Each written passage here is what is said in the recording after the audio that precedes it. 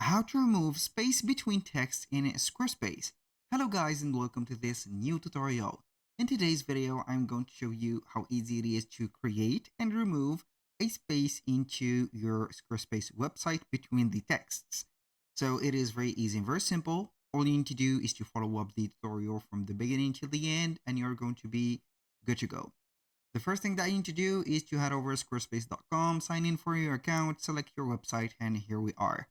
Now, what are we going to do is to select the page that we are going to put the spacing or remove the spacing from the text.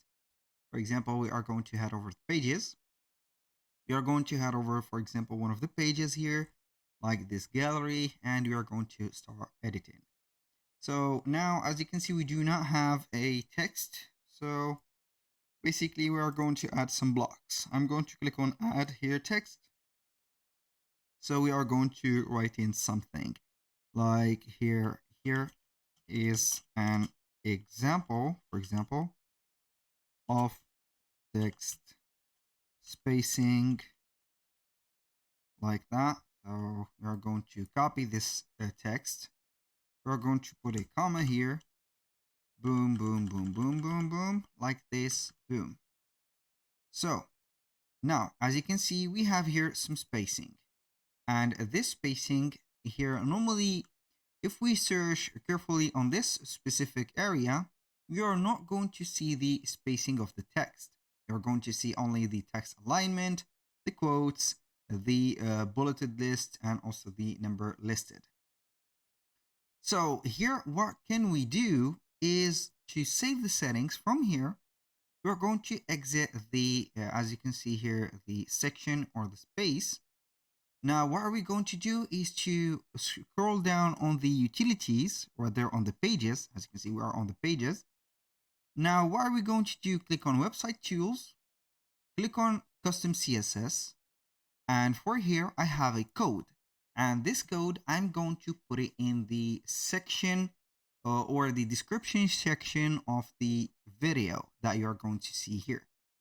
Now, we are going to have here this line of code. It is very simple. We are going to put it in here. So when I have put this line height, as you can see, directly here, we are going to see some changing on the text. For example, if I am going to delete it, you're going to see here the text back to normal. We're going to see here the text height, as you can see, changed. Now, here we have the P, brackets, line dash height, here the points, 2 points.